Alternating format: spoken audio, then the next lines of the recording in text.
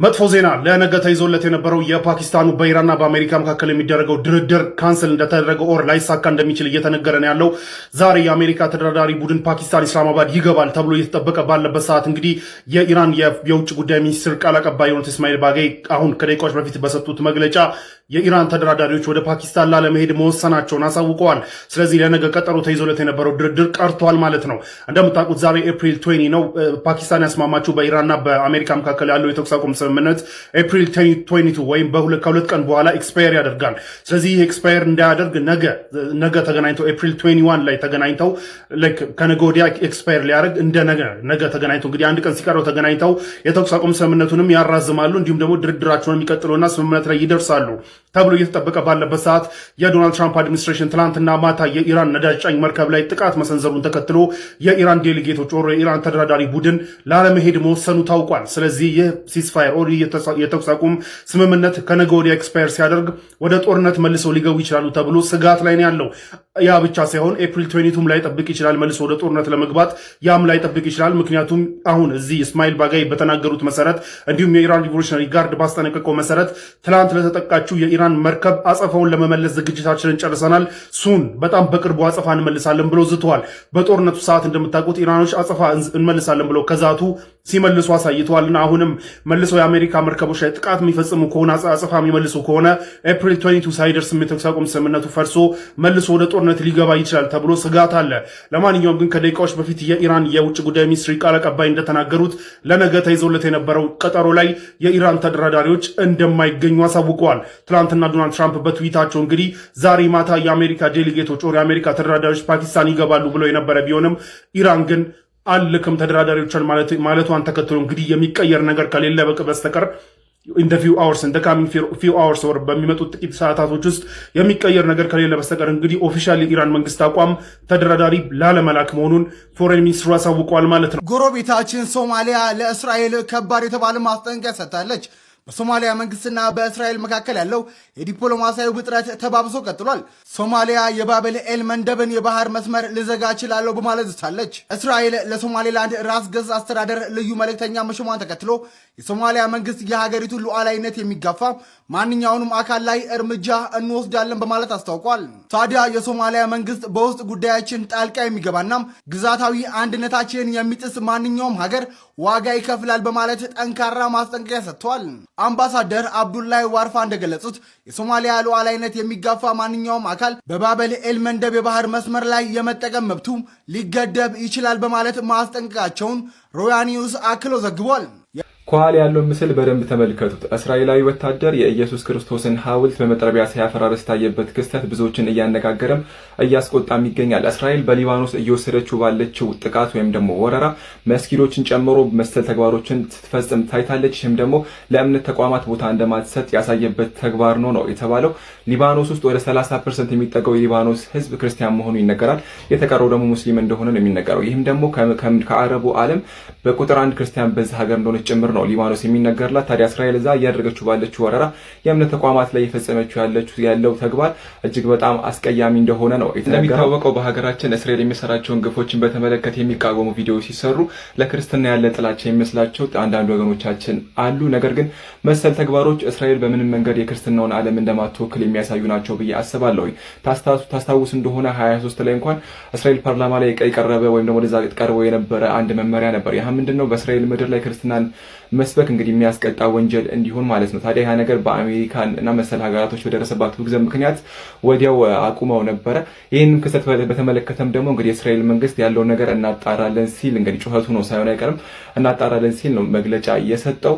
ኤኒዌይስ ክርስትናን መተቸት በፍጹም እንዳልሆነ እንድታውቁት በማሰብም ጭምር ነው ይህንን ቪዲዮ እየሰራሁት የሚገኘው። እስራኤል የሚሰራቸውን በደሎችን ማውገዝ በፍጹም ክርስትና መጥላት ወይም ከዛ ጋር የሚያገናኘው ነገር የለም። እንደውም ይባስ ብሎ በእስራኤል ምድር ላይ እንግዲህ ክርስትና ጳጳሶቹ መሪዎቹ በሚሄዱበት ወቅት ላይ ሲተፉባቸው የሚያሳዩ ክስተቶች ተደጋጋሚ አይታችኋል ብዬ አስባለሁ። መሰለኝ የነገርኳችሁ ነገሮች እንዳለ ክሮስ ቼክ ማድረግ ትችላላችሁና ወገኖች እንግዲህ እኔ ያው አንዳንዴ ካለ አይደለ በሚኖር ኮሚኒኬሽን ላይ እንደዚህ ነገር እንዲረዱ በማሰብ ጭምር ይሄ አስተሳሰብ በርግጥ በጣም እየተቀየረ ይገኛል። ብዙዎች የሚወጡ ቪዲዮዎችን የሚታዩ ሪፖርቶችን እያዩ የእስራኤልን እንግዲህ አላግባብ ነገሮችን እየተመለከቱና ፍጹም ያን ነገር እንደማይወክልም እየተረዱ መጥተዋል ከቅርብ ጊዜ ወዲህ። ይሄኛው ደግሞ አንድ ማስረጃ መሆን ወይም ደግሞ አንድ ማሳያ ይሆናል ብዬ አስባለሁኝ። ኤኒዌይስ ይሄን ቪዲዮ በደንብ ላይ ሼር ሪፖስት አድርጉት። እስራኤል መሰል ተግባራቶችን መስጊዶችም ላይ የክርስትና ነገሮችም ላይ እየሰራች ትገኛለች። ላድርሳችሁ ብዬ ነው። የኢራኑ ጦርነት ረገብ ሲል በእንግሊዝ ምድር በማንቸስተር ከተማ ሌላ ጦርነት ተቀስቅሷል። ማንቸስተር ሲቲ ከአርሰናል፣ ፔፕ ጋርዲዮላ ከሚካኤል አርቴታ የሞት ሽረት፣ ለዋንጫ የሚደረግ የመጨረሻ ዙር ሩጫ፣ የአንገት ለአንገት ትንቅንቅ፣ ምሽት 12 ሰዓት ከ30 አይኖች ሁሉ ኢትሃድ ስቴዲየም ላይ ያለ አንዳች መርገብገብ ያፈጣሉ። ውጤቱ ምን ይሆን? እናንተስ ከማን ወገን ናችሁ? ከማንቸስተር ከተማ ወይስ ከለንደን? ግምታችሁን አስቀምጡልኝ። ዓለም የሆርሙዝ ሰርጥ ተከፈተ ተዘጋ፣ ኢኮኖሚ ዋዠቀ እያለ በሚጨናንቅበት በዚህ ጊዜ የኢራን ሚዲያዎች ግን ትራምፕ ላይ እንደዚህ ዲስ እያደረጉ ነው። ተመልከቱት።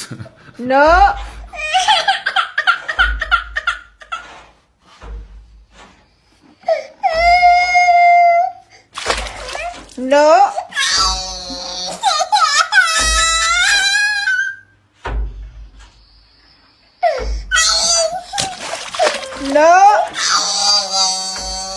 አንድ ቢያጆ አሸዋ በነዳጅ ምክንያት 90 ሺህ ብር መግባቱን ካወክ ይሄን ዜና ስትሰማ ቅኔ የተቀኙል ያህል ሰምና ወርቁን ለመፍታት ደጋግመ ታደምጠዋለ። የሀገሬ ሰው ሆይ ኢትዮጵያ በነዳጅ ፋንታ በተፈጥሮ ጋዝ ወይም ሲኤንጂ የሚሰሩ ግዙፍ ከባድ ተሽከርካሪዎችን ዳምፕ ትራክስ በብዛት ወደ ሀገር ውስጥ እንደምትመለከቱት እያስገባች ነው። አዎ አሁን የነዳጅ መወደድ ሰለባ መሆን የሚያበቃበት ጊዜ እየመጣ ነው። መንግስት በነዳጅ ላይ የሚሰጠውን ድጎማ እያነሳ ባለበት በዚህ ወቅት የተፈጥሮ ጋዝ አጠቃቀም ለህዝብ ማመላለሻዎች ጭምር ትልቅ ትንፋሽ ሊሆን ነው። የዜናው ሰም ተሽከርካሪ ገባ የሚል ቢሆንም ወርቁ ግን የኮንስትራክሽን ዕቃዎችና የትራንስፖርት ዋጋ ወደ መሬት ሊወርድ ነው የሚል ነው። ይሄ ተግባር ላይ ሲውል የአሸዋውም የሲሚንቶውም የታክሲውም ዋጋ ላይ የለውጥ ጭላንጭል እናያለን። እናንተስ በተፈጥሮ ጋዝ የሚሰሩ መኪኖች የኑሮ ውድነቱን ይቀንሳሉ ብላችሁ ታምናላችሁ ወይስ አሁንም ስጋት አለ? ኮሜንት ላይ እንወያይ። ፎሎውና ሼር ማድረጋችሁ እንዳይረሳ። መልካም ጊዜ። መረጃውን የነገራችሁ ሰው ማን ነው? አስተውሉ። ጓደኛችሁ ስለላከው ብቻ እውነት ሊሆን አይችልም። ዛሬ የምንጭን አስፈላጊነት እናያለን። ብዙ ጊዜ በቲክቶክ ወይም በፌስቡክ ሰበር ዜና የሚሉ ገጾችን እናያለን። ግን ገጹ የማን ነው? ከዚህ በፊት የምታውቁት መረጃ ሰጪ ወይስ ዛሬ ተከፍቶ ዛሬ ዜና እየዘገበ ያለ ሰው ወይስ ደግሞ የሚታወቅ የሚዲያ ተቋም? ትክክለኛ የሚዲያ ተቋማት ሁል ጊዜ ኃላፊነት ይወስዳሉ። አንድን ዜና ስታዩ ቢያንስ በሁለት የተለያዩ ታማኝ የዜና ምንጮች መዘገቡን አረጋግጡ። አንዱ ጋር ብቻ ካለ ጥርጣሬ ይግባችሁ። መረጃ ኃይል ነው፣ ግን ትክክለኛ ሲሆን ብቻ ምንጮቻችሁን በጥንቃቄ ምረጡ። ለሌሎች መማሪያ እንዲሆን ይሄንን ቪዲዮ ሼር አድርጉት። አሁን የተሰማ አንድ አዲስና ጥብቅ መረጃ አለ። በመንግስት ዩኒቨርሲቲም ሆነ የግል ኮሌጅ ላይ ያላችሁ የሪሚዲያል ተማሪ ከሆናችሁ ይህ መረጃ ለእናንተ ነው። ወላጆች ወይም ጓደኛም ካላችሁ ቪዲዮውን ሼር በማድረግ መረጃውን አድርሱላቸው። እስከ መጨረሻው አዳምጡኝ። ለሪሚዲያል ፈተና ከ45 ቀን ያነሰ ጊዜ እንደሚቀር እየተነገረ ይገኛል። እንደሚታወቀው ከዚህ ቀደም በነበረው የሪሚዲያል ፈተና በርካታ ተማሪዎች የፈተናው አቀራረብና የጥያቄውን አወጣጥ ባለመረዳት ለማለፍ ተቸግረዋል። አሁን ግን ለዚህ መፍትሄ የሚሆን አንድ አፕሊኬሽን ተዘጋጅቷል እየተባለ ነው። አፕሊኬሽኑ ቴስታ ይባላል። በቀላሉ ከፕሌይ ስቶር ላይ በማውረድ ከ6000 በላይ ጥያቄዎችን ከነሙሉ ማብራሪያዎች ጋር ይዞላችኋል። ጥያቄዎቹ ለሶሻልም ለናቹራልም በቻፕተርና በሌቭል የተከፋፈለ ሲሆን የሰራችሁትንም ፈተና ለሁሉም ጥያቄ ከነማብራሪያ ስላለው ለፈተና ለመዘጋጀት ምቹ ያደርገዋል። አንድ ጊዜ ዳውንሎድ ካደረጋችሁ ያለ ኢንተርኔት ኦፍላይን መጠቀም ትችላላችሁ። አፑ ላይ አመዘጋገቡን ለመረዳት በዚህ የቴሌግራም ዩዘር ኔም እና ስልክ አናግሯቸው። ሁሉንም አገልግሎቶች ከቴስታ አፕ የአንድ ጊዜ 300 ብር ክፍያ ብቻ ማግኘት ትችላላችሁ። ቻይና የኢራን የሚሳኤል ማስፋፊያና የድሮን ቴክኖሎጂ አቅም መደገፏ እንደምትቀጥል አስታውቃለች። ይህም ዶናልድ ትራምፕ ቻይና ከእንግዲህ በኋላ ኢራንን እንደማትደግፍ ቃል ገብታልኛለች ያሉትን ንግግር ውድቅ አድርጎታል። ቤንጃሚን ኔታንያሁ አሜሪካን በማመስገን ኢራንን ቀድመን ባንመታ ኖሮ ይሄ አይሁዶች የመጨረሻ ጅማሮ ይሆን ነበር ብለዋል። ስፔን የአውሮፓ ህብረት ከእስራኤል ጋር ያለውን ሁሉንም ትብብር እንዲያቋርጥ ጠይቃለች። ይህንንም ጥያቄ ያቀረቡ ፕራይም ሚኒስተሩ ፔድሮ ሳንቼስ እና እጩዋ ማሪያ ጂሴስ ናቸው። የአውሮፓ ህብረት ውሳኔ የምጠበቅ ይሆናል። የየመኑ ሁቲ በበኩሉ በድጋሚ ሊጀመር ለሚችለው ጦርነት ሙሉ በሙሉ ዝግጅት ማድረጉን አስታውቀው ተገቢ ምላሽ ለመስጠት በከፍተኛ ንቃት ላይ እንገኛለን ብለዋል። አክሱም ላይ መስጂድ የሚሰራው መካ ላይ ቤተ ክርስቲያን ሲሰራ ነው። መካ ላይ ክርስቲያኖች ኖሩ። መስጂድ ከተከለከሉ መጠየቅ ያለባቸው መካን የሚያስተዳድሩ ሰዎች ናቸው፣ ወይም ሳውዲያን የሚያስተዳድሩ ሰዎች እንጂ የኢትዮጵያ መንግስት አይጠየቅበትም። እኛ እየጠየቅን ያለነው ኢትዮጵያውያን ሙስሊሞች በኢትዮጵያ ምድር ነው እየተጠየቀ ያለው። እንዴት ያለን እነዚህ ሰዎች እኮ የሳውዲ ስደተኞች አይደሉም፣ የኢትዮጵያ ተወላጆች ኢትዮጵያውያን አክሱማውያን ከዛው ምድር የወጡ ናቸው። ከሌላ ቦታ የመጡ ሰዎች አይደሉም። ህግ ሲሆን ለነሱ ለምን እንደማይሰራ አይገባንም። እንዲማ ከሆነ እኮ ኢትዮጵያ ውስጥም በታሪክ ወደዛ ከተመለሰን ሙስሊሞች ብቻ የሚኖሩበት እኮ ብዙ አካባቢዎች ነበሩ።